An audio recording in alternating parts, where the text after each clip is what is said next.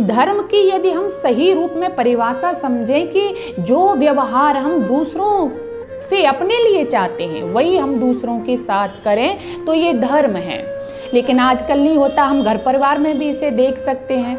घर परिवार में यदि एक माँ ये चाहे कि मैं ये चाहती हूँ कि मेरी बेटी को जो दूसरे परिवार में जा रही है उसको अच्छा घर परिवार मिले, उसका सब वहाँ आदर इज्जत करें, तो वो ये नहीं देखती कि जो दूसरे की बेटी यानी उसके परिवार में जो बहू है वो उसको आदर सम्मान दे।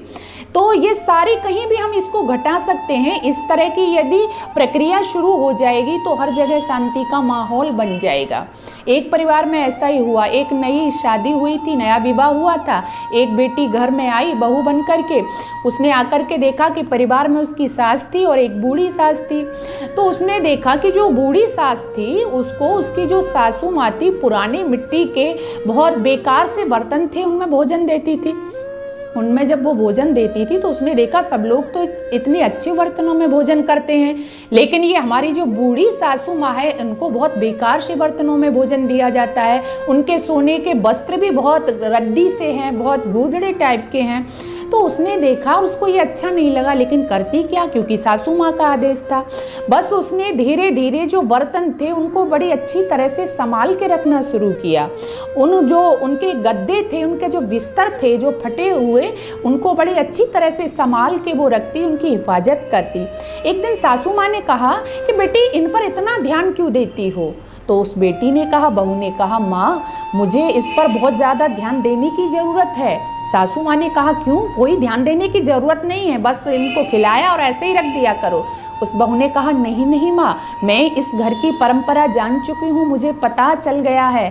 क्या पता चल गया है कि हमारे घर की ये परंपरा है कि यहाँ इस तरह से हमारे बड़े बुजुर्गों को भोजन दिया जाता है, इस तरह से उनके शयन की व्यवस्था की जाती है।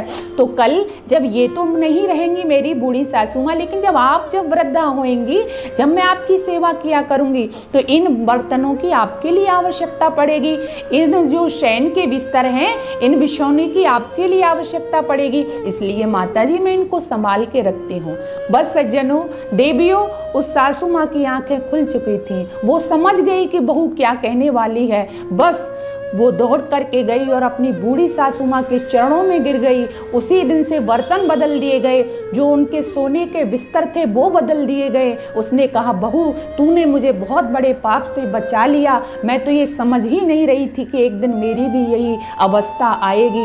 बस उसने कहा, आज से ये नहीं होगा, ये मेरी माँ है, सासू माँ है, और सेवा करनी शुरू कर दी।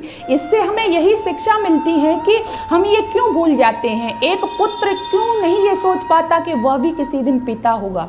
एक पिता ये क्यों नहीं सोच पाता कि वह भी किसी दिन पुत्र था। एक माँ ये क्यों नहीं सोच पाती कि वह भी बेटी थी। एक सास क्यों नहीं सोच पाती कि वह भी किसी दिन बहू थी, और बहू नहीं सोच पाती कि वह भी किसी दिन सासू बनेगी। यदि ये सब हम सोच लें, ऐसा व्यवहार सोच करके अपनों के साथ करने लगे, तो कितना सुंदर हो जाएगा, परिवार कितने अच्छे हो जाएंगे, आनंद हो जाएगा, सुख हो जाएगा, और परिवार में सुख का वातावरण हो जाएगा। सुख का वातावरण होगा तो बहुत ही आनंद आ जाएगा। तो हमें इन बातों का ध्यान रखना चाहिए।